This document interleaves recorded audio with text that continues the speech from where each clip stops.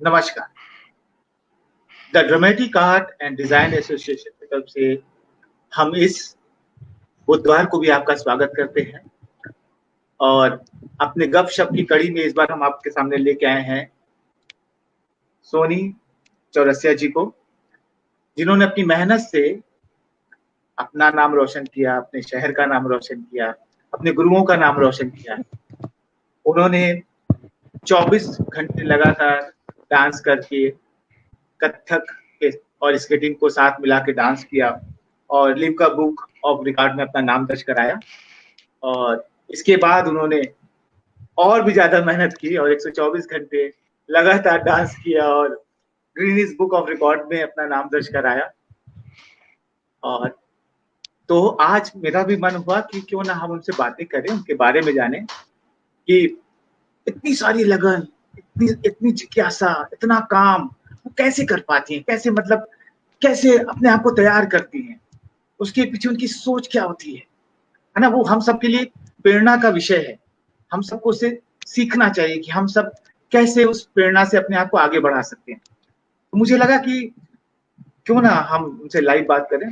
तो उन्होंने हमें ये मौका दिया कि वो हमसे बात करने के लिए तैयार हो गई। तो चलिए, मैं बुलाता हूँ, उनका स्वागत करता हूँ, उनसे बातें करते हैं। नमस्कार। नमस्कार गोविंद जी, हैप्पी जन्माष्टमी। आपको भी हैप्पी जन्माष्टमी और हमारे सारे दर्शकों को। तो आज तो बहुत अच्छा सा दिन है और हमें अच्छा लग रहा है आपके साथ बात करके, मुलाकात करके। तो मैं बात यहाँ से शुरू करना चाहूंगा कि आपने कैसे कथक को चूज किया, कहाँ आपकी लाइफ में कथक जुड़ा, किस तरह से कथक जुड़ा? कथक कथक मेरी लाइफ में, वैसे मेरी लाइफ में मुझे सब कुछ बहुत देर से मिला, तो इसी सिलसिले दर सिलसिले मुझे कथक भी बहुत देर से मिला। लेकिन वो बोलते हैं ना कि जब तक जिस चीज का समय नहीं होता आप उससे रूबरू नहीं हो पाते हैं। और मैं डांस बचपन से करती थी और मुझे क्लासिकल के बारे में ऐसा कुछ भी नहीं पता था। और मुझे नहीं पता था, तो मैं कैसे सोच सकती थी मुझे कथक फॉर्म लेना है ऐसा। मैं पढ़ाई के लिए, मैं ग्रेजुएशन जब मेरा था तो मेरा आर्य महिला डिग्री कॉलेज हुआ करता था, बनारस में ही है और काशी हिंदू विश्वविद्यालय से संबद्ध है। तो वहां पे मेरे गुरु थे और उनका एक ऐसा सपना था कि कोई ऐसे ऐसे करे। तो फिर इसके पीछे एक लंबी कहानी है कि कैसे मैं कथक से जुड़ी। चूंकि पहले मैं एक स्पोर्ट्स पर्सन थी और स्पोर्ट्स के थ्रू मैं कथक में गई। तो स्पोर्ट्स के थ्रू कैसे कथक में गए? ये तो जरूरी सा हाँ। जाना जाए हाँ। कि हम क्रिकेट खेलते खेलते नाटक करने लगे। वो बड़ा दिलचस्प घटना है। हाँ, जैसे हाँ, बहुत सी ऐसी चीजें, घटनाएं होती हैं सबके साथ। तो मेरे साथ भी ऐसा हुआ। मैं डांस चूंकि करती थी, म्यूजिक का सेंस था मुझे और पसंद भी बहुत था। और उस मैं जब कॉलेज में गई तो कॉलेज सेकेंड ईयर में, जैसे ग्रेजुएशन 3 साल का होता है, तो और मेरा संस्कृत सब्जेक्ट था। मैं अपने क्लास में, और संस्कृत, सितार और हिंदी मेरा सब्जेक्ट हुआ करता था। तो सितार के बाद और मैं तुरंत, हमारी संस्कृत की क्लासेस होती, तो संस्कृत की क्लास के जहां थी उसके ब्लैक बोर्ड के बाहर से वो दिखता था, बगल में एक खिड़की थी और उस खिड़की से कॉलेज का ग्राउंड दिखता था। तो मैंने इतने सालों में तो फर्स्ट ईयर मेरा निकल गया कैसे पता ही नहीं चला। लेकिन सेकेंड ईयर में मेरी जो टीचर थी संस्कृत की, वो सूत्र लगवा रही थी संस्कृत का और मेरा मैथ वैसे ही था, तो मुझे सूत्र और ये सब जल्दी इंटरेस्ट नहीं रहता था। हालांकि संस्कृत मुझे बहुत पसंद था, लेकिन ग्रामर पोर्शन में थोड़ा भागती थी। तो मैंने देखा कि लड़कियां दिख रही हैं और वो मुझे पहिया नहीं दिख रहा था। मैंने देखा कि लड़कियां चलती हुई, मैंने कहा ये क्या हो गया? ये क्या, मतलब ये कैसे ऐसे हो सकता है कि लड़की दिख रही है और वो ऐसे जा रही है? मैंने उत्सुकतावश मैं उठी थोड़ा सा और मैंने देखा कि एक लड़की है जो पहिया पहने हुई है और वो चल रही है। मेरा पूरा फोकस पढ़ाई से हटके उस पे चला गया। और उस दिन मेरी टीचर ने मेरा कान ऐसे पकड़ा, मतलब पहले कॉलेज में भी कान पकड़े जाते थे, अब तो स्कूलों में भी नहीं पकड़ सकते। तो उन्होंने मेरा कान पकड़ा और मुझे क्लास के बाहर निकाल दिया, और मैं तो इतनी खुश हो गई जैसे मुझे तो क्या मिल गया। और मैं इमिडिएटली मैं सीधे मेरा रुख ग्राउंड की तरफ हुआ, और जब मैंने देखा कि लड़कियां चला रही हैं और वहां पे एक टीचर हैं जो कि थोड़े से बहुत स्ट्रिक्ट लग रहे हैं, तो मैं डरी हुई सी और उनके पास गई नहीं। दूसरे टीचर थे विवेक डोगरा जी, मैं उनके पास गई और मैंने कहा कि मुझे भी ये ऐसे वाला सीखना है, स्केट मुझे भी चलाना है। तो उन्होंने पहले कहा कि 3 महीने का फाउंडेशन कोर्स है ये वो। तो एक फिर धीरे धीरे स्केट में करती गई, वो मेरे जीवन में जुड़ता गया। चूंकि छुप के मैं करती थी, मुझे घर पे नहीं बताना था, मेरा बैकग्राउंड थोड़ा दूसरा था, तो मैं उस खेल को मैं अपने घर पे परिचय नहीं करा सकती थी। सलवार सूट पहन के मैं कॉलेज में जाया करती थी, बहुत अच्छी बच्ची बनकर और आए दिन फिर ऐसा होने लगा कि वो फील्ड थोड़ा रफ था, तो कहीं ना कहीं घुटने पे, और स्केट तो कहीं घुटने पे कहीं कोहनियों में मेरे चोट होती थी, और घर वाले, अरे ऐसा क्या हो गया कि तुमको ये सब चोट लग रहा है। बस तो पहला डिस्ट्रिक्ट मैच खेला और मेरी पोल खुल गई। पेपर में जब आया कि डिस्ट्रिक्ट में ऐसा मेडल जीता मैंने, तो बस पोल खुल गई। फिर घर पे पता चल गया मैं स्केट करती हूँ। और इसी संघर्ष के बीच में मेरा नेशनल में सिलेक्शन हुआ, नेशनल खेला मैंने, इंटरनेशनल तक खेला। लेकिन जब मैं नेशनल खेलने के लिए दिल्ली गई, वहां पे, और ये भी एक बहुत लंबी कहानी है कि मैंने कितनी दिक्कतों के साथ अपना स्केट खरीदा। बहुत लंबी कहानी है, क्योंकि जो लड़की छुप के स्केट करती हूँ, मैं अपना स्केट कैंटीन में छुपा कर रखती थी ताकि कोई देखे ना। तब तक बात अभी तक सिर्फ स्केट की थी, वहां कथक नहीं जुड़ा था, सिर्फ स्केट की बात थी। मैं नेशनल खेल चुकी थी। मेरा जब नेशनल के लिए गई तो मेरे सर राजेश डोगरा जी, जो मेरे स्केटिंग के गुरु जी हैं, उन्होंने सब अपना उतार कर स्केट, और म्यूजिक लग गया, सब डांस करने लगे। और मैं लेट हो गई थी, मैं अपना स्केट खोल नहीं पाई थी, और मैं स्केट पहनी, मैंने कहा कि म्यूजिक बज रहा है, और मैंने डांस करना स्टार्ट कर दिया।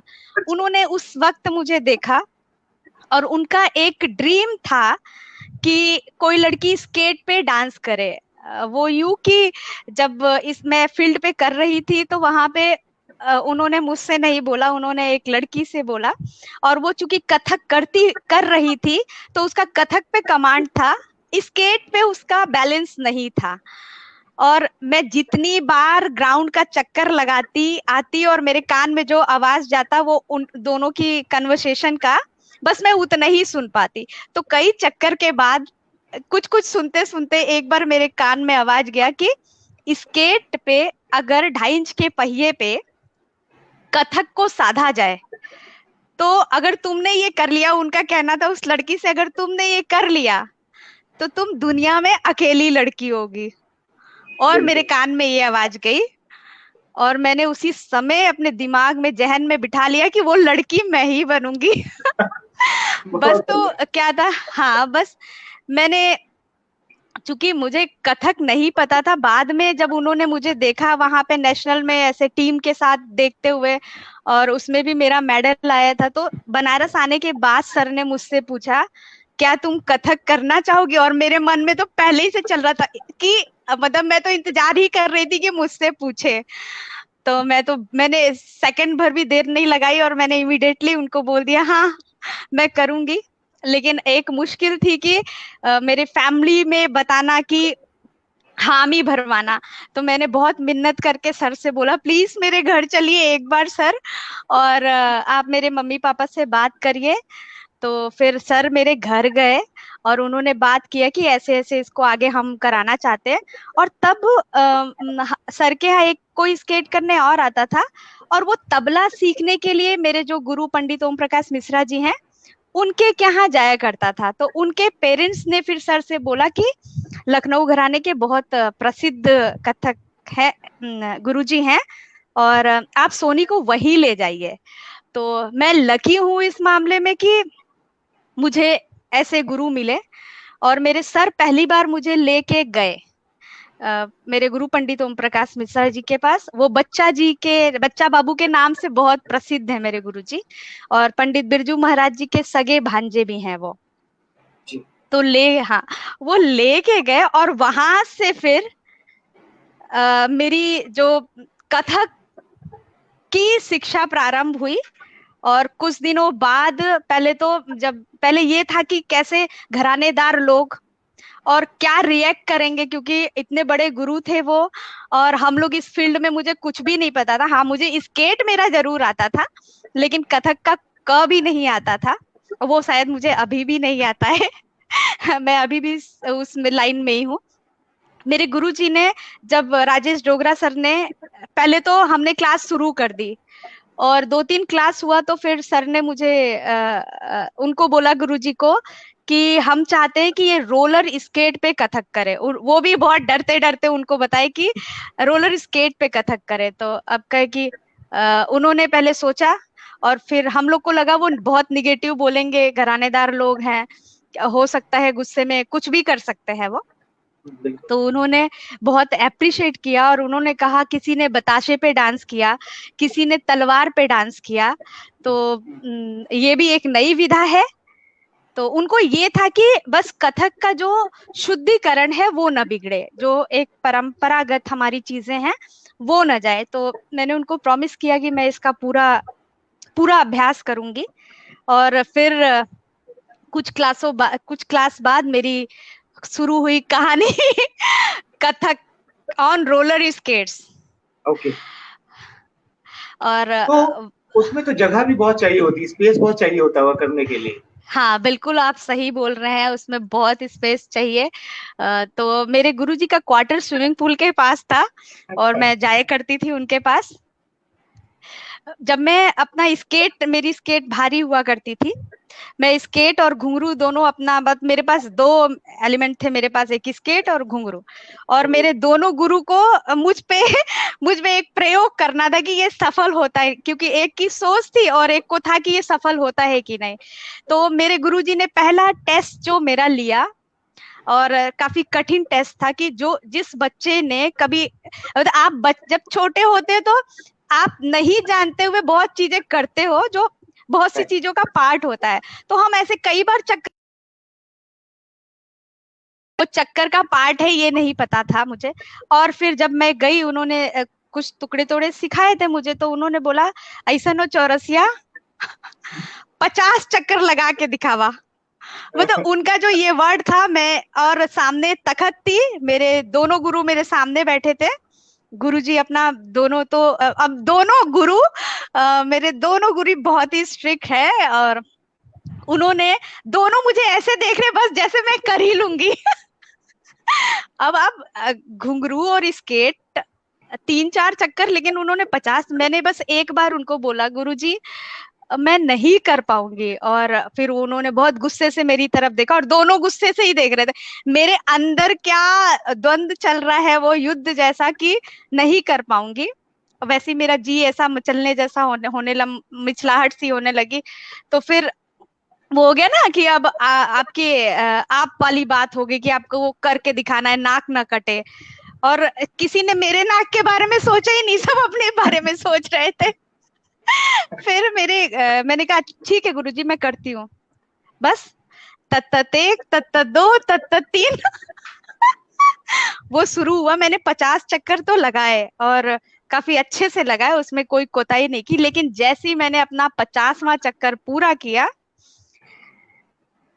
मैं अपने आप को कंट्रोल नहीं कर पाई और मुझे उल्टियां हो गई।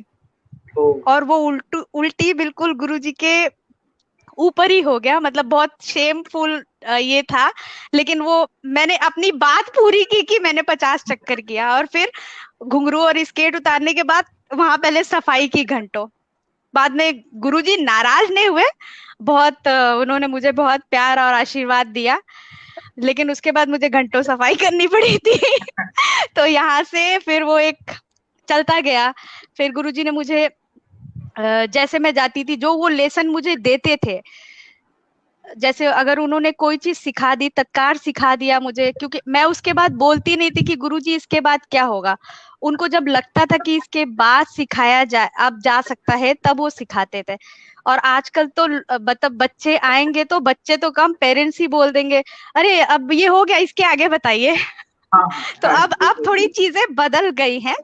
आ, तो मेरे गुरुजी वैसे जितनी चीजें वो देते थे मुझे, मैं घर पे अपना स्केट सिर्फ टॉयलेट जाते वक्त, खाना खाते वक्त और सोते वक्त उतारती थी। सारे टाइम मेरे पैर पे स्केट होता था।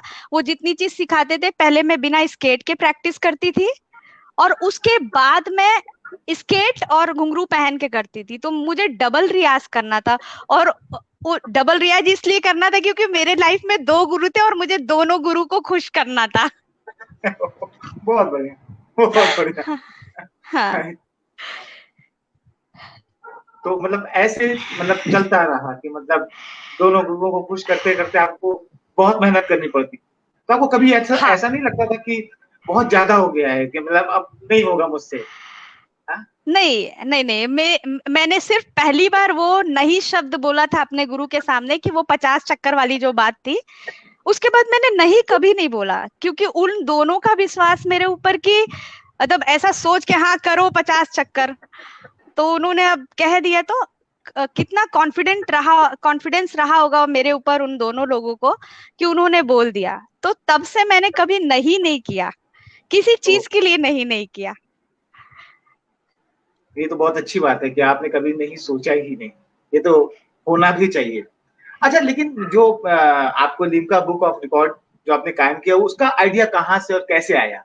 मतलब कब वो आपके दिमाग में उसने घर किया, कैसे किया? गोविंद जी, मेरे दिमाग में देखिए, मेरा कोई अलग से परिकल्पना नहीं थी कि मैं कथक स्केट पे करूंगी।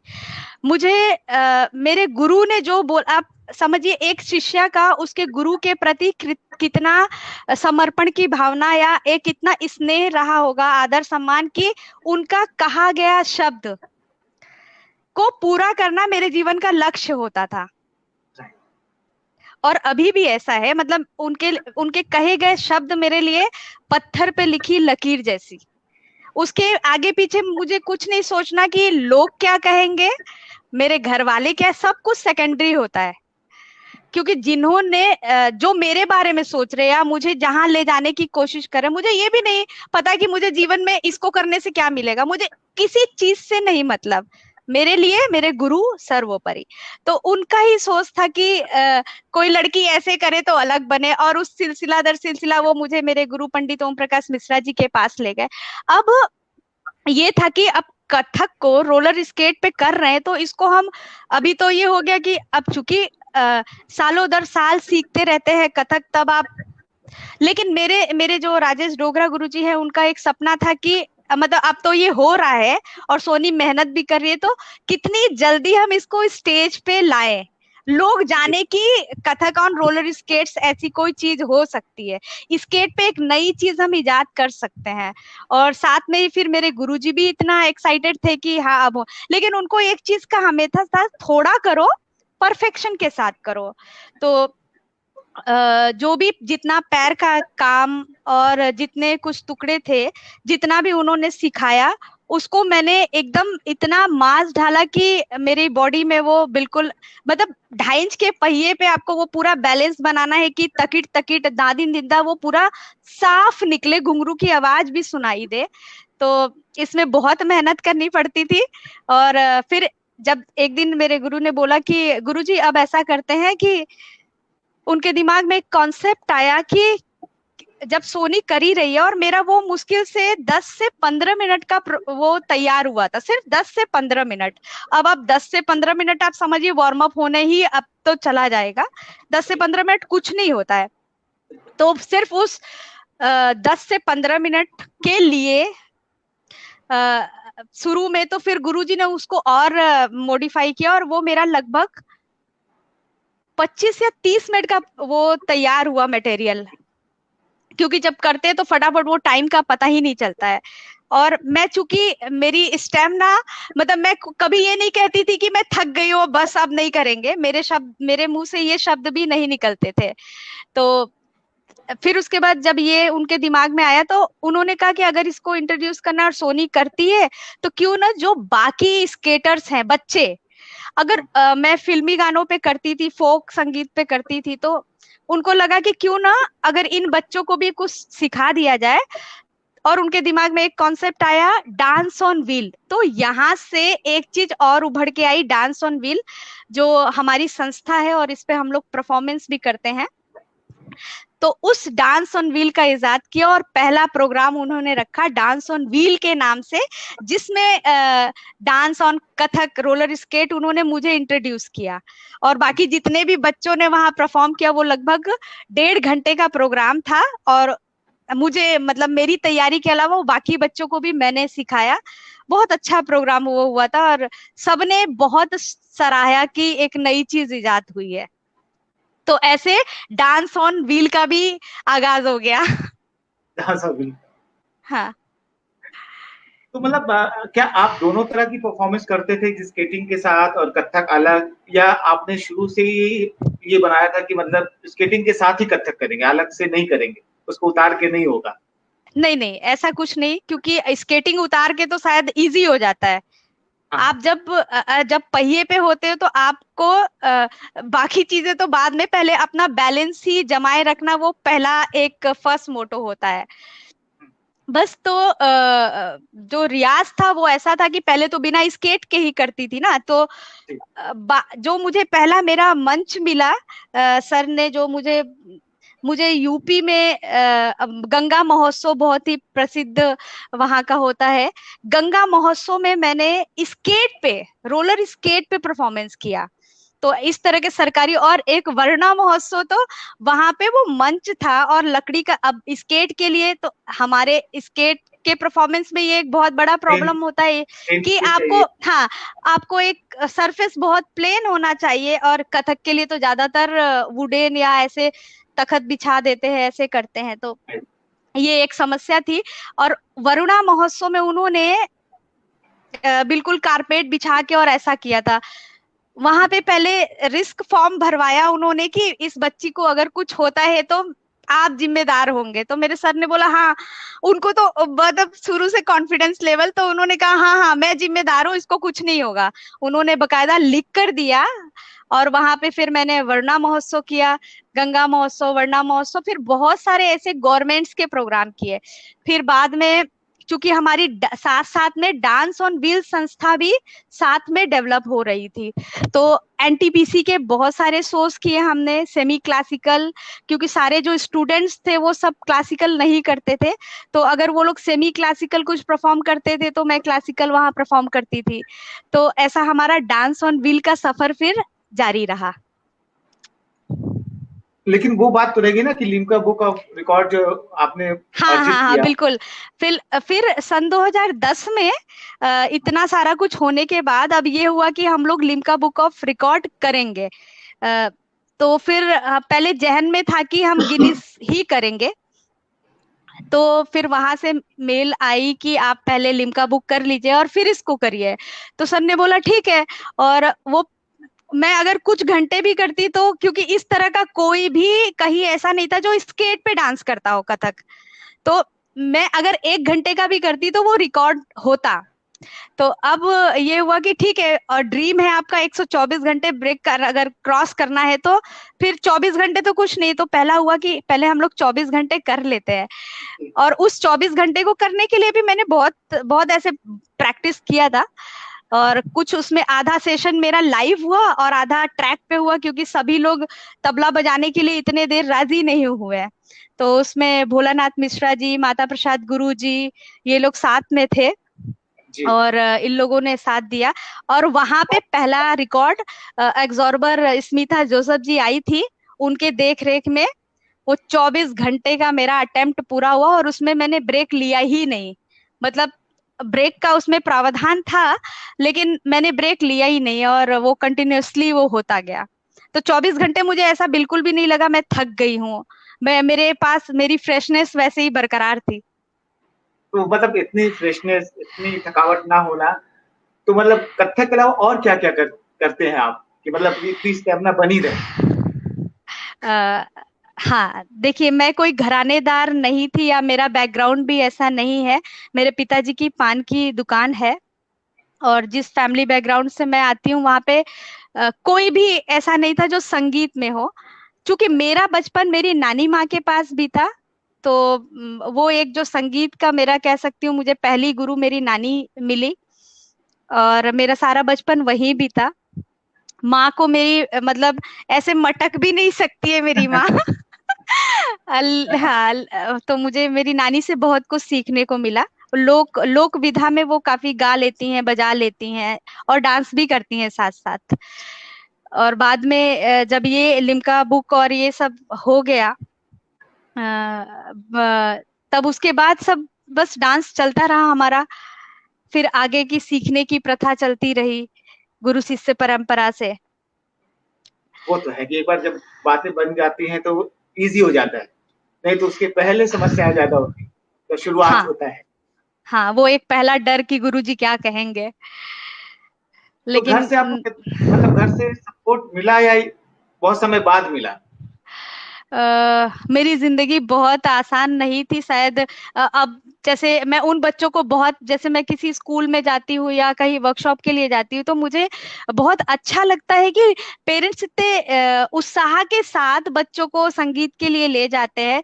और जैसे मेरे गुरुजी लोग बहुत शिक्षित से सुनाते थे कि वो जब क्लास में तो पेरेंट्स लेकर आते थे, लेकिन हमारे घर तो ऐसा कुछ नहीं था ही नहीं कि हम देखे या सीखे। इवन डांस का भी नहीं था। मैं मेरा मेरा पूरा बचपन मेरी नानी के पास बीता, और पूरा आप कह सकते हो कि वो फिल्मी स्टाइल। तो जिस मोहल्ले में हम लोग रहते थे, वो क्या आप क्या मेरा बचपन का भी स्टोरी सुनना पसंद करेंगे? कि मैं जरूर कैसे जरूर। एक एक शैतान बच्ची, एक टॉम बॉय बच्ची कैसे एक इसमें कन्वर्ट हुई। नहीं नहीं, बिल्कुल बिल्कुल, लोगों को पता चलना चाहिए ना कि मतलब कहाँ से हम चलते हैं और कहाँ पहुंचते हैं और कैसे चेंज हाँ, आता है। हाँ, बहुत मतलब सारे लोग हैं मतलब जो कह रहे हैं कि सोनी चौरसिया जी के रिकॉर्ड ना कोई तोड़ सका है, ना कभी कोई भविष्य में तोड़ पाएगा। तो विवेक दुर्गा जी हैं, हाँ, अच्छा, और हाँ, हमारे नारायण चौहान जी हैं, मतलब वो कह अच्छा, रहे हैं सबको कट्टर मेरा वायर प्रणाम, स्पोर्ट्स। सबको प्रणाम। तो बहुत सारे कमेंट्स हैं, तो उनको अच्छा अच्छा। लग रहा है, तो आप हम्म। बिल्कुल बताएं कि अ, कैसे क्या चेंजेस आए। मैं बहुत छोटी थी, तो हम लोग की संयुक्त परिवार था। मेरे माँ बाप, मैं थोड़ा कट करके बोलूंगी। जो मेन हाँ, चीज है, जो मैंने मेरे नानी नाना जी के पास मेरे माँ अकेली थी, तो मेरा पूरा बचपन वहां बीता। और मेरे नाना जी ने मुझे बिल्कुल लड़कों की तरह पाला। और वो मेरा निक नेम मुझे सोनू ही बोलते थे, मेरा सोनी नाम नहीं, वो सोनू से ही संबोधित करते थे। और अब मेरी नानी मुझे सिखाने में रहती थी कि नहीं, लड़की हो, लड़की हो, लड़की हो। और मैं सारे एक्टिविटीज लड़कों वाले ही करती थी। लेकिन नानी के साथ जैसे कहीं जाना आना, और वो जब जैसे कि मोहल्ला होता है, अब तो मोहल्ले वाला कॉन्सेप्ट ही हट गया। लोग ज्यादातर अपने फ्लैट्स में फैमिली में रहते हैं। तो मैं जहां रहती थी वो एक गली था, और मोहल्ले के लोग सब ऐसे जैसे परिवार की तरह रहते थे। कमरे से ज्यादा वो गली में टाइम बीतता था लोगों का। अच्छा, ये खा लो, ये कर लो, उसका इसका। और मैं खेलती रहती थी। तो कजरी करके एक उत्सव होता है जो मनाया जाता है। बिल्कुल। जैसे कि आप भी यूपी के हैं, तो आप बहुत हाँ, अच्छे से बिल्कुल जानते होंगे। बिल्कुल, तो कजरी वो के बारे में उस पता है। मोहल्ले में मेरी नानी ही वो शुरू करती थी, और बहुत सब बैठ के कजरी गाना, डांस करना। तो मुझे भी बिल्कुल शर्म नहीं लगती थी। और उसमें लोग अलग अलग के भंगिमा लेते थे, कोई साधु बनता था कुछ, तो मैं भी उसमें डांस करना शुरू कर देती थी। मुझे शुरू से ही ये कभी नहीं लगा कि मुझे शर्म आ रही है, कौन मुझे देख रहा है, ये तो बिल्कुल नहीं रहा कभी। तो ये जो मेरा एक डांस वाला वो चलता रहा, मतलब मेरे इनसाइड वो थी म्यूजिक। और स्कूल टाइम में मैं बहुत अच्छी स्टूडेंट नहीं रही पढ़ाई में कभी। लेकिन बाद में मैं हाई स्कूल में थोड़ा अवेयर हुई तो हो गई। स्कूल में 7 बजे का स्कूल होता था, तो मैं 10 बजे, 9 बजे जाती थी। और 10 बजे तक मेरा लंच आ जाता था। स्कूल में जितना मैंने वहां पे टाइम बिताया, वो सिर्फ स्पोर्ट्स और एक्टिविटीज डांस की होती थी। 26 जनवरी, 15 अगस्त, कुछ कुछ जन्माष्टमी है तो अपने सीनियर्स को भी तैयार कर रही हूँ। तो हमेशा से कुछ अलग करना, मतलब अपने से बड़ों को सिखाना, ऐसा मेरी प्रवृत्ति रही। और इस दौरान मेरे नाना जी एक्सपायर कर गए, और क्लास 8 में मैं अपने माँ के घर आई। और मैं जब अपने माँ के घर आई, तो वो बिल्कुल ही मेरे लिए अलग माहौल। कहाँ तो एक टॉम बॉय बच्चा जो मोहल्ले में घूमता हो। और वो जो बस्ती थी वो शेड्यूल कास्ट की बस्ती थी, शूद्रों की बस्ती थी, तो वहाँ एक से एक अच्छी अच्छी गालियां। और मैं बहुत ही नॉटी तो थी, लेकिन बहुत बिगड़ैल कह लो, ऐसी बच्ची थी। मैं जब अपने घर में आई, तो अब मैं एक ऐसे घर में आती हूँ, पहले कुछ महीने पहले पता चलता है कि हाँ, जो तुमसे मिलने आती थी तुम्हारी दीदी नहीं, वो तुम्हारी माँ है। और तुम्हारे 5 भाई बहन है, तुमको अच्छा। इंक्लूड करके। हाँ। जब मैं गई काल भैरव मंदिर के पास, बीबी हटिया एक जगह है, वहां मेरे पिताजी का मकान। और जब मैं वहां पहुंची, तो वहां मेरी बड़ी मम्मी, मेरे बड़े पापा, उनके 6 बच्चे, मेरे मम्मी, मेरे पापा जी, मेरे 4 भाई बहन, मेरी चाची चाचा, उनके 4 बच्चे, 2 किराएदार, मतलब इतने, और मेरी दादी भी थी उस वक्त।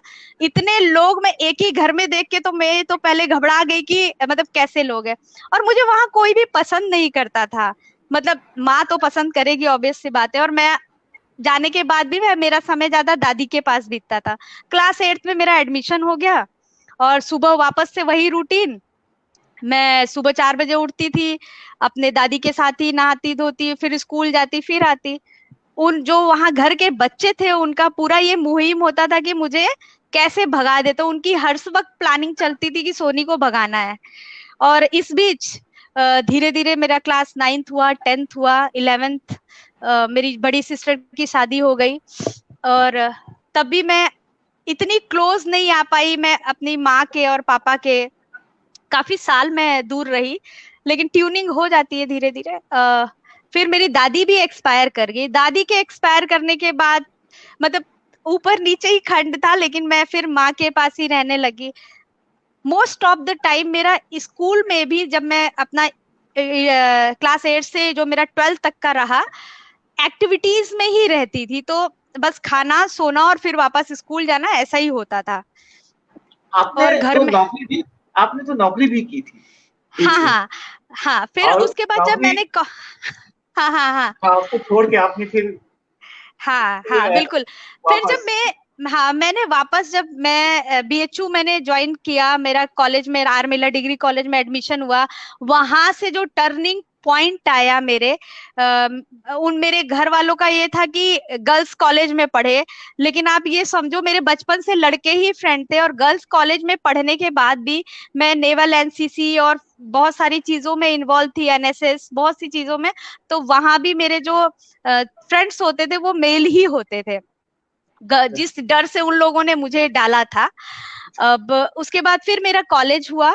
कॉलेज जब मैंने एमयूज ज्वाइन किया, वहां पे हम लोग 7 फ्रेंड्स थे एमयूज क्लास में। और उसमें मेरे एक परम मित्र श्याम रस्तोगी जी भी थे, जिन्होंने बहुत हद तक, मतलब समझ लो, मेरी एमयूज की परीक्षा उन्होंने ही पास करवाई मुझे।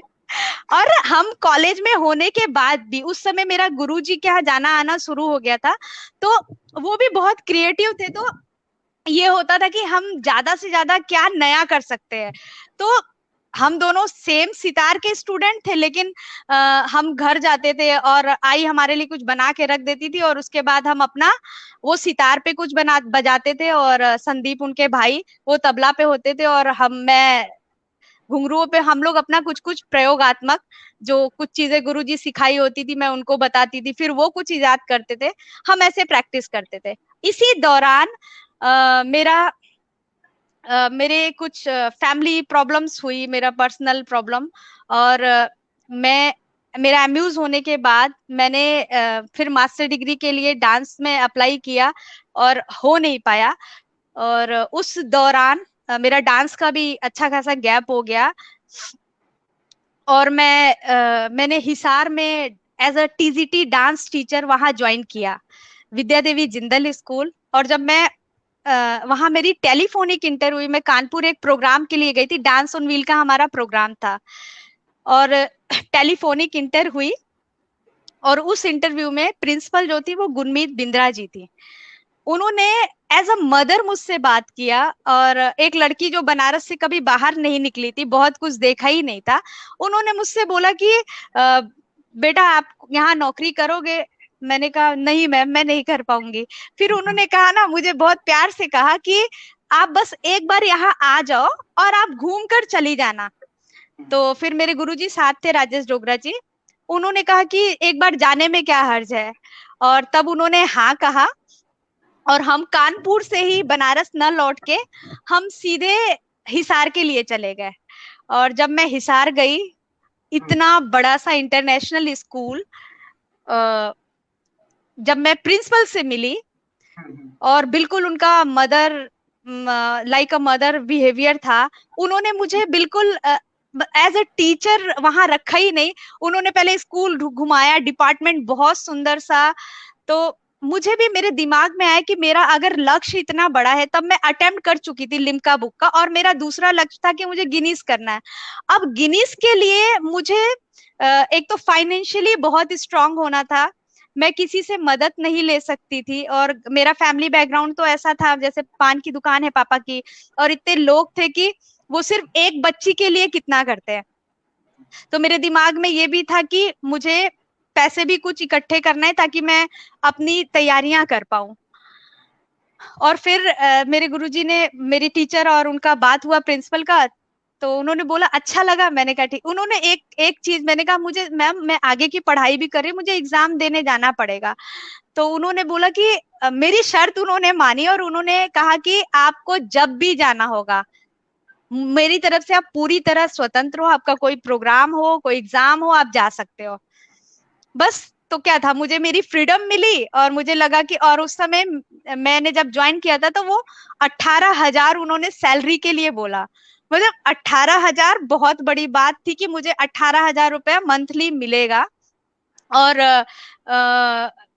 उस समय मैं एक तरह से अपने जीवन के एक जगह पे बिल्कुल अकेली पड़ गई थी, और मैं फाइनेंशियल कहीं से सपोर्ट नहीं था, और घर से भी नहीं था। और वो ऐसा रास्ता था कि मुझे स्कूल ज्वाइन करना ही, मतलब मेरा एक मजबूरी भी कह लो, जरूरत भी कह लो, दोनों चीजें थी, और मुझे वो करना पड़ा। मैं खुश थी कि मैं अपने जो मेरा एक ड्रीम लेके वहां पे गई हूँ, मैं उसे पूरा कर पाऊंगी। और वो भी मेरे गुरु का ही सपना था, जिन लोगों ने मेरे ऊपर इतनी मेहनत की है, उसको मुझे करना है। बस। तो वो एक पॉलिथीन में मैं कुछ कपड़े लेके गई थी, और वो मैं रह गई, और मेरे गुरु मुझे छोड़ के वहां से चले गए। और बस वो उसके बाद मैं दिन भर डिपार्टमेंट में ही रहती थी। डिपार्टमेंट, और अपने रूम में सिर्फ मैं सोने के लिए जाया करती थी, और कपड़े जो भी चेंज करने, और मैस में ही खाना होता था। और वहां मेरी एक दीदी थी, सुकृति दीदी, वो भी बनारस की है, वहां पे वाइस प्रिंसिपल थी। और उन्होंने मुझे, उनकी वजह से शायद मैं वहां पे लगभग 4.5 साल रह भी गई। और धीरे धीरे मैं एक ऐसी लड़की जिसने कुछ भी नहीं देखा होगा, मैं कंप्यूटर ऑपरेट नहीं कर पाती थी। मैं अपने, ठीक है मुझे डांस आता था, लेकिन उसको सिखाना कैसा है, कैसे है, ये भी नहीं सीखा था। और जब तक बनारस में मैं थी, गुरु लोग के संरक्षण में थी, अच्छा बुरा जो हो रहा है वो टोक देते थे, बता देते थे। वहां पे गई तो मैं हालांकि फोन से टच में रहती थी अपने गुरु के। बाद में जो मेरी स्टूडेंट्स थी, वहाँ सब्जेक्ट था 11th-12th में, मेरी स्टूडेंट्स वहां मेरी बहुत अच्छी फ्रेंड्स बनी, और उन लोगों ने काफी सपोर्ट किया। बच्चों ने मुझे कंप्यूटर ऑपरेट करना सिखाया, एडिटिंग सिखाया। हाँ, मुझे कोई संकोच नहीं होता था कि मैं बच्चों से सीख रही हूँ। मैं ज्यादा से ज्यादा टाइम अपने डिपार्टमेंट में होती थी। बाकी टीचर्स बाकी टीचर्स कहते थे इतना काम मत किया करो, कि मुझे, हम लोग को प्रिंसिपल बोलती है कि सोनी को देखो। मतलब मेरी वजह से सबकी खिंचाई होती थी। मेरा तो एक लक्ष्य था कि मैं जितना ज्यादा से ज्यादा काम करूंगी, मैं उतना मेरा स्टेमिना डेवलप होगा। जैसा आपने मुझसे प्रश्न पूछा था कि आप स्टेमिना के लिए, और मैं वहां पे कुछ और ही बता रही थी। तो स्टेमिना जो है, वो मेरे ख्याल से, अगर आपकी अच्छी स्टेमिना नहीं है, आप स्वस्थ मनुष्य नहीं हो, तो आप किसी भी विधा में पारंगत भले ही हो सकते हो, लेकिन आप उसको एक जगह नहीं पहुंचा सकते हो। ऐसा तो आपको पहले इनर आपका बहुत स्ट्रांग करना होगा। और मैं ज्यादातर अपना योग और मेरी एक्सरसाइज, मुझे ये था कि ठीक है, मैं तो एक मोटो से वहां गई हूँ। मैं मॉर्निंग अपना वॉक करती थी, वॉक क्या, अपने आप को पूरी तरह रनिंग करती थी। लेकिन इन सब के बावजूद ना गोविंद, मैंने ये पाया कि मैं कहीं ना कहीं, वो जो मेरे अकाउंट में सैलरी आता गया और वो इंक्रीज हो रहा था, फिर आप जब अकेले, इधर मैं अब गई तो फिर जॉइंट फैमिली, और उनसे फिर इतने दूर, तो मैं वो चीज बहुत करीब से समझ पाई कि बच्चों के लिए कितना जरूरी है किसी बड़े का, हाँ ये करना है ये नहीं करना है, वो डांट बहुत जरूरी है जीवन में। और मैं उस डांट को एक जगह पे मिस करने लगी, क्योंकि आप स्वतंत्र थे वहां पे, आपके ऊपर कोई इस तरह का रोक टोक नहीं था, क्योंकि आप स्वयं एक टीचर थे। आप कितना भी अच्छा काम कर रहे हो, लेकिन उसके बावजूद आपको ये था कि आप कुछ भी कर सकते हो, एक ये लिबर्टी मिल गई थी, तो आपकी दोस्ती यारी भी बनी। तो सैलरी में पैसे आ रहे थे, लेकिन वो खर्च भी हो रहे थे साथ ही साथ। और मैं अपने जो मैं एक टारगेट लेके गई थी, मैं उससे दूर होती जा रही थी। और वो जो मुझे एहसास हुआ कि मैं कर क्या रही हूँ और क्यों यहाँ हूँ, इमीडिएटली मैंने डिसीजन लिया और मैंने तुरंत अपने सर को फोन किया कि सर, मैंने रेजिग्नेशन लिख लिया है और मैं प्रिंसिपल ऑफिस के बाहर खड़ी हूँ, आप बताओ आप मैं करूँ क्या। तो उन्होंने उन्होंने मेरा इस चीज में सपोर्ट किया, और उनका बस शब्द यही था कि तुम बस ये सोच लेना, उन्होंने बोला वेरी गुड बच्चा, और उन्होंने कहा कि तुम ये सोच लेना बनारस तुम आराम करने के लिए नहीं आ रही हो, तो तुम्हें यहाँ आके बहुत मेहनत करना पड़ेगा। और बस मैं गई प्रिंसिपल ऑफिस में, और मैम ने मुझे देखा। पहले तो उनको लगा कि 124 घंटे का अटेम्प्ट करने जा रही हूँ ऊपर से नीचे। उनको लगा एक बार के लिए कि मेरा मेंटल, और उन्होंने बच्चों की तरह मुझे समझाया, कहा कि सोनी अगर तुम्हें 1 महीने के अंदर भी लगे कि तुम नहीं कर पाओगी, तुम मेरे पास आ जाना वापस। बस। और बस रेजिग्नेशन दे के मैं वापस आ गई। और तो उसके बस बाद मन मन में तो यही था ना कि एक बार छुट्टी तो दो। बस उसके बाद बनारस आई, और मेरी असली जंग बनारस आने के बाद ही था, क्योंकि एक अच्छी, लोग जैसा बोलते ना, आप पढ़ाई क्यों करते हो, एक अच्छी नौकरी के लिए, अच्छी सैलरी के लिए। और मैं ऑलरेडी सेटल्ड थी, और धीरे धीरे मैं अच्छा अर्न करने लगी थी। मेरी सैलरी, मैं 18,000 से ज्वाइन किया था, लगभग 40 के आसपास मेरी सैलरी चली गई जी, थी। और ऐसे सिचुएशन में जहाँ पे 7 पे कमीशन भी लगने वाला था, फलान ढिकान। और एक ख्याल और ना कि आप बहुत फिर प्लानिंग से चलते हो, आप कई चीज सेविंग सिक्योर हो करते जाते हो, हो। तो वो पैसे भाई कहाँ से आएंगे। और बिल्कुल। लेकिन मेरे जहन में तो सिर्फ पैसों का मतलब था कि मैं अपना अटेम्प्ट कर पाऊं। मैं देख रही हूँ मैं किसी और चीज में उलझ रही हूँ, तो मेरा वो जो क्विक डिसीजन था वो मुझे बहुत ही, मैंने कभी अपने किसी भी डिसीजन पे रिग्रेट फील नहीं किया, अच्छा था। और मैं वहां से वापस आई, और बनारस जब आई तो हाँ ठीक है, दूसरे दिन से प्रैक्टिस करनी है, और फिर एक नई शुरुआत की तरफ हम मुड़ गए। हालांकि मेरे घर वाले बिल्कुल अगेंस्ट थे, मेरी माँ ने कई दिन तक मुझसे बात नहीं किया कि क्यों नौकरी छोड़ दी, लेकिन उनका प्यार बराबर रहा, उनकी, मेरे पेरेंट्स का सपोर्ट नहीं होता तो मैं नहीं कर पाती। वो तो है, पेरेंट्स का सपोर्ट तो बहुत जरूरी होता है। हम्म। वो बहुत तो तो आप उसके बाद तो आपका स्ट्रगल और बढ़ गया होगा छोड़ने के बाद, क्योंकि आप कुछ और एम था, कुछ और पाना था, तब तो आपको नहीं, और मेहनत एक जो लक्ष्य था मेरा, कि मैं जो लक्ष्य लेकर विद्या देवी जिंदल स्कूल में गई थी, जब मैंने महसूस किया कि मैं उससे ही दूर हो रही हूँ, तो मैं वापस आ गई। लेकिन वापस जब आई तो यहाँ देखा कि मैं आ तो गई हूँ, लेकिन जो लोग मेरे पास थे वो मुझसे दूर हो गए। और उस वक्त सिर्फ मेरे गुरु राजेश डोगरा जी मेरे साथ थे। मतलब एक ऐसा इवेंट करना था जिसमें पैसे भी खर्च होने थे, सहयोग की जरूरत थी सबके, आपके डाइट से लेके आपकी एक्सरसाइज, सिर्फ एक कोर पे मेहनत नहीं करना था कि आपको कथक आता है और आपको कथक परफॉर्मेंस करना है। है।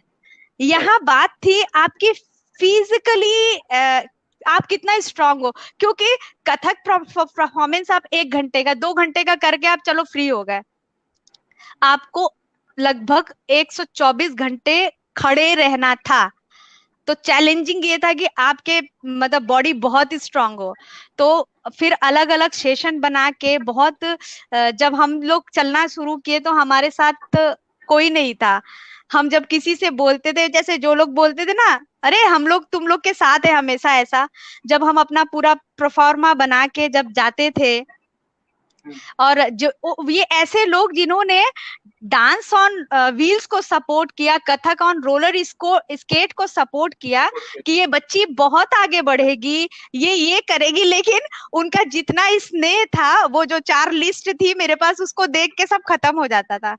एक तो लोगों को ये लगता था कि इतना लंबा टारगेट है, ये अभी बहुत भावुक होके कह रही है, लेकिन हो नहीं पाएगा, और वो जो इन्वेस्ट करेंगे वो बेकार हो जाएगा।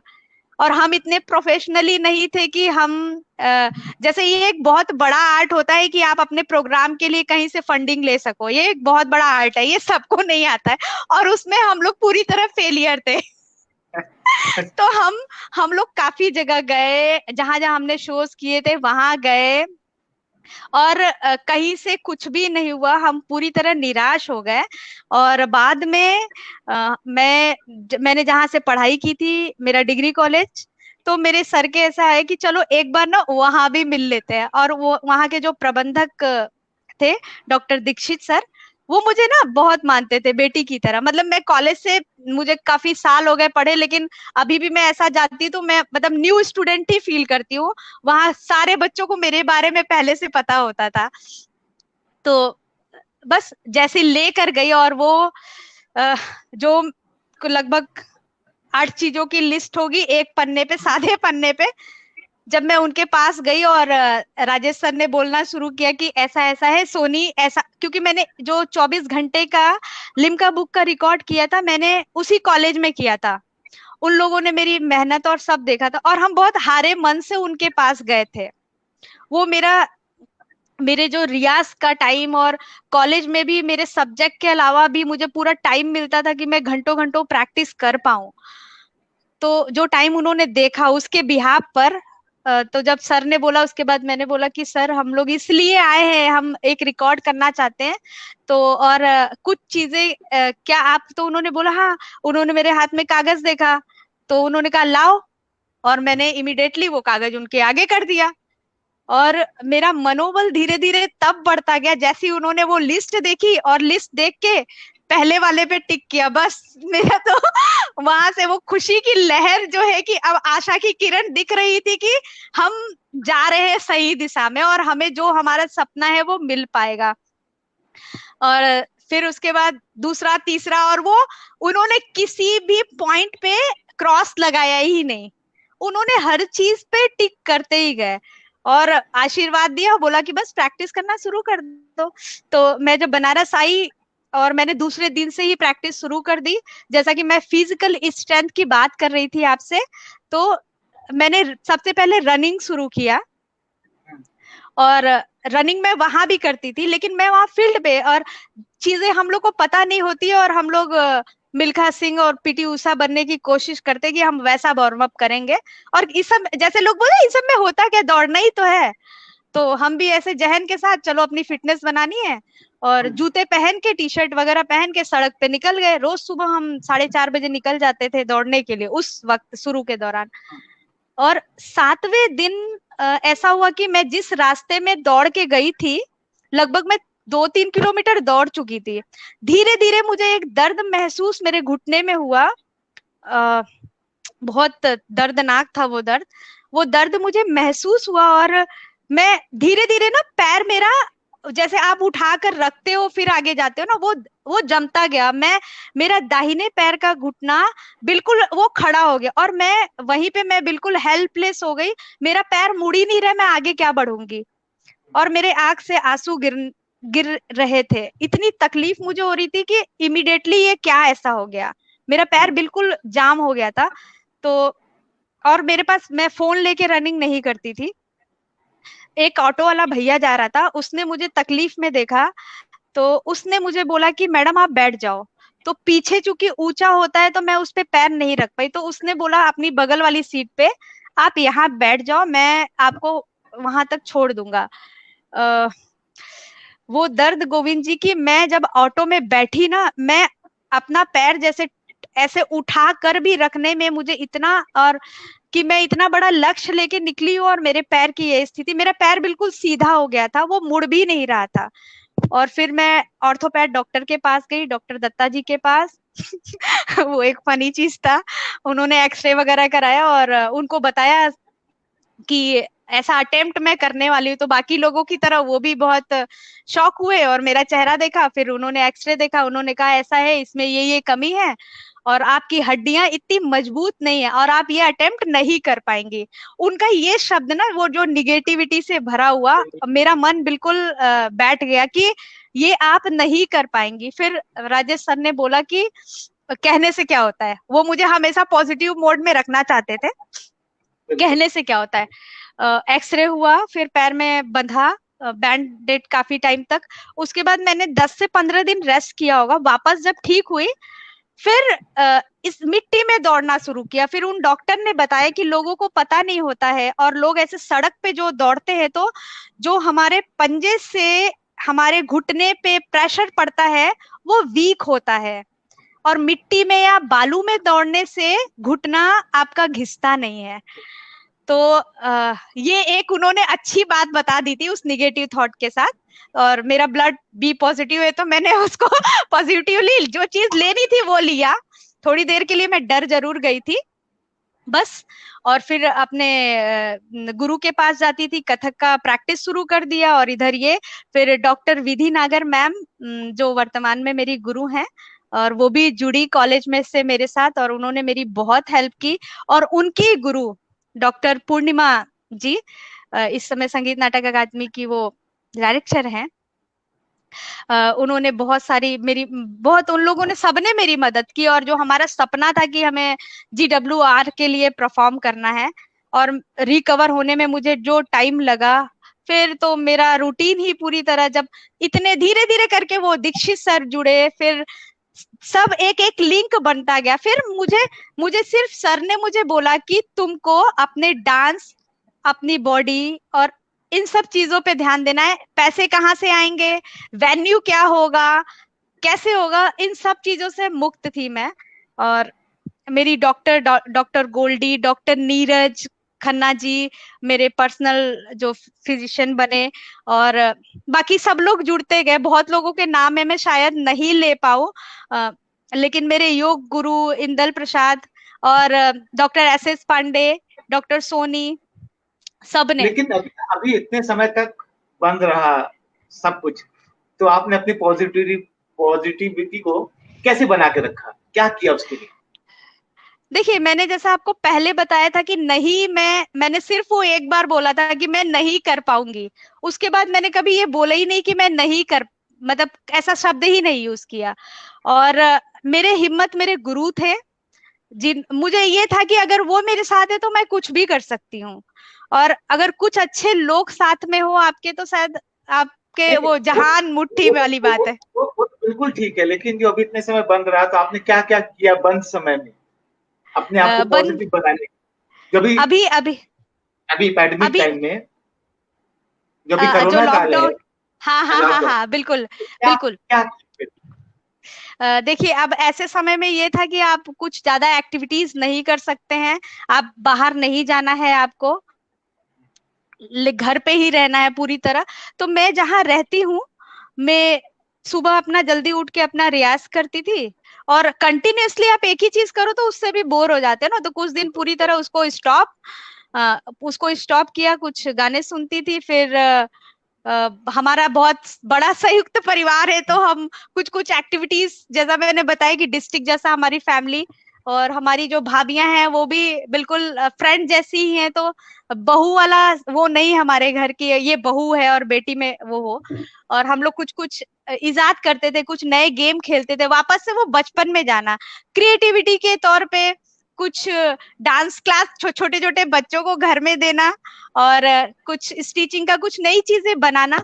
और मॉर्निंग में मेरा ये होता था, मेरे घर के ठीक पीछे गंगा माता है, तो सुबह अर्ली उठकर उस कोरोना काल में मैं अपना स्टेमिना चेक करने के लिए बीच बीच में गंगा आर पार कर लेती थी, जब पानी बिल्कुल। और मैं लोगों का सुना हुआ कम विश्वास रखती हूँ, मैंने खुद देखा कि पानी बिल्कुल निर्मल, बिल्कुल साफ, इतना साफ तो शायद मोदी जी ने जितने फंड लगा के नमामि गंगे में दिए उससे भी ज्यादा साफ मैं कह सकती हूँ उस समय पानी का देखा मैंने। चलिए आपको किसी से मिलवाते हैं, बहुत देर से हमारे साथ है। हाँ, अच्छा। तो श्याम जी को नमस्कार। नमस्कार गोविंद भाई। नमस्कार। नमस्कार श्याम। आपने नमस्कार सोनी, श्याम जी का कैसी है? जिक्र किया था, हाँ तो मैंने सोचा कि बिल्कुल। श्याम जी को इनवाइट करें कि श्याम जी से भी आपके बारे में जाने और कि देखिए आप लोग तो कितना साथ अच्छा पढ़े हैं। सहयोग है ना, लाल पीला नीला। लाल किला नीला। हाँ, ये तो बिल्कुल। हाँ, तो श्याम जी आप बताएं सोनी के बारे में कुछ। सोनी के बारे में क्या बताएं? सोनी यानी कि हाँ, तो सोनी बहुत साहस देर से और बोल रही थी, आपने आपने बहुत जाना, अब नहीं, आपके मुंह से कुछ सुने उनके बारे में। सोनी सोनी मतलब ही होता है साहस और निडर। सा हाँ और नी, तो दोनों हाँ उसमें है, हाँ साहसी भी है और हाँ निडर भी है। जी। और सबसे पहले हमको अभी जब सोनी से बात हो रहा था तो हमको एंग्यूज का याद आ गया। एंग्यूज में हम लोग सितार जो है साथ में शुरू किए थे। हाँ। और एमयू में सबसे पहले हम लोग सोनी को देखा था, दुबली पतली और एकदम, मेरे पापा का साइन लेकिन कर दिया था मेरे डॉक्यूमेंट पे। लेकिन एकदम एकदम ऊर्जावान, हाँ। ऊर्जावान। और जब भी वो अंदर आती थी क्लास में, उसके बैग में से घुंघरू की आवाज आती रहती थी। तो उसके बैग में हमेशा घुंघरू और स्केटिंग रखा हुआ था होता था। और मतलब गोविंद जी आप देख रहे हैं, इस सितार के क्लास में स्केट और घुंघरू होता था। बिल्कुल। सितार की क्लास। हाँ, और श्याम जी बताएं। तो कई महीनों बाद फिर हम लोग को पता लगा कि सोनी डांस भी थोड़ा करती है। थोड़ा सेंटर में रहें, क्योंकि आप कट रहे हैं, आप थोड़ा सेंटर में रहें, आप थोड़ा सा कट रहे हैं। हाँ भाई, हाँ जी हाँ, जी। तो कई हाँ महीनों बाद हम लोग को पता लगा कि सोनी जो है डांस से भी संबंधित है। और तो फिर एक दिन ये हुआ कि सोनी का कार्यक्रम रखा जाए ऐसी क्लास में। कृष्णा मैडम थी हम लोगों की। और तो सोनी के डांस का कार्यक्रम हुआ। हम लोग जितने भी बाला सर को। बालाजी सर थे उसमें, आदरणीय हम्म। प्रोफेसर बी बालाजी सर, आदरणीय कृष्णा मैडम, और तारक दादा भी थे जो हम लोगों का हाँ इंस्ट्रूमेंट तारक दादा। बनाते हैं। हाँ। और इतना अच्छा कार्यक्रम हुआ और हम लोग सबके बड़े अवाक होकर सोनी को देख रहे थे कि ये सितार से अम्यूज भी कर रही है और डांस इतना अच्छा कर रही है, और उसके बाद स्केटिंग पहन के डांस कर रही है। तो हम लोगों को बहुत ही आश्चर्य हुआ। फिर सोनी से और प्रगाढ़ता कि हुई। ये कौन सा जीव हमारे साथ रहता है। और सही है। सोनी, आप आज सोनी से बात कर रहे हैं, हम लोग तो 2003 से बात कर रहे हैं, 2002 या 2003 से शायद। तो उस समय से अभी तक जब आप कभी ये सोनी के बारे में सोचिएगा तो आपको केवल एक इमेज बनेगा, हंसता हुआ चेहरा और खुशी। तो सोनी जब भी क्लास में आती थी तो पहले तो हंसती थी, क्लास में आते ही हंसती थी पहले। तो उसकी हंसी से समझ आ जाता था कि सोनी क्लास में आ गई है। और हमेशा सोनी से ये ऊर्जा मिली है, उससे ये प्रेम मिला है, और आगे बढ़ने का हमेशा साहस मिला है सोनी से कि कैसे नेगेटिव समय में भी अपने आप को स्थिर रखना है, परिश्रम करना है। ये सोनी से सीखने को मिला है। और मतलब हाँ क्या हाँ कहें हाँ सोनी प्लीज। से। नहीं नहीं, आप आपके पास तो बहुत सी मतलब बातें होंगी, क्योंकि आप लोगों ने तो साथ बहुत टाइम बिताया है ना, एक ही यूनिवर्सिटी में रहे हैं, पढ़ाई की है साथ, है ना। और एक बहुत मजेदार बात है गोविंद जी, मैं इनको इनके घर से उठाती थी और मैं बाइक लेके जाती थी कॉलेज, और ये हम दोनों साथ जाते थे फिर। बहुत बढ़िया। तो इसीलिए और हमने उसके श्याम बाद जी को बुलाया कि श्याम। हाँ जी जी जी सोनी बोले। घर आती थी और हम लोग बैठ के रियाज किया करते थे। सोनी स्केटिंग और अपना घुंघरू लेके आती थी, हम और मेरे भाई संदीप केवले जी और सोनी। तो जो अब आपके ऑर्केस्ट्रा टीम आपने बनाई थी बनारस में, तो उसमें सोनी जी भी साथ में थी? नहीं, उस वक्त मैं साथ बाहर लोग थी। घंटों रियाज क्या करते थे, तत्कार का और झाले का। अच्छा। देखिए अभी हम बात कर ही रहे थे कि बहुत अभी बढ़िया। संदीप भाई का फोन आ रहा था। तो अभी हमने उसको काट दिया। अच्छा। हाँ, बहुत तो बढ़िया, बहुत यही है सोनी से। अच्छा, अभी भी हम लोग जब कभी भी बात करते हैं तो हम सोनी को बताते हैं, सोनी देखिए ये तिहाई देखिए, फिर सोनी को हाँ बताती कि देखिए ये तिहाई ऐसा भी हो सकता है।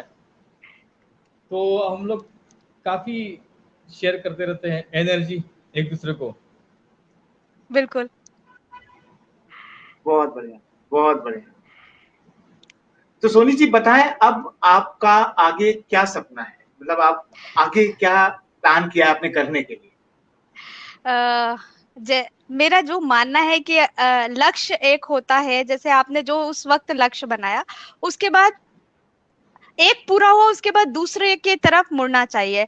तो अभी सच ऐसा कोई मैंने जहन में नहीं लाया था प्लान, और फिर ये हुआ कि कुछ और करना है इस दिशा में। मेरे गुरुजी और मैंने मिलके एक और चीजें सोची है करने के लिए, क्योंकि जब आपको एक बड़ा अटेम्प्ट करना रहता है तो उसके लिए बहुत बड़ी लंबी तैयारी करनी होती है, और बिना थोड़े भी तैयारियों के अगर आप उसको बोलना शुरू कर दो या लोगों के बीच में ला दो, तो न होने पे उसका गलत इमेज जाता है। तो हम लोगों ने एक ब्लू लाइन तैयार किया है। जैसी वो थोड़ा लाइन अप होता है या चीजें, जैसे ये इस समय माहौल चल रहा है, थोड़ा सा भी होता है तो हम उसको सबके सामने लाएंगे कि हम ये नया करने जा रहे हैं।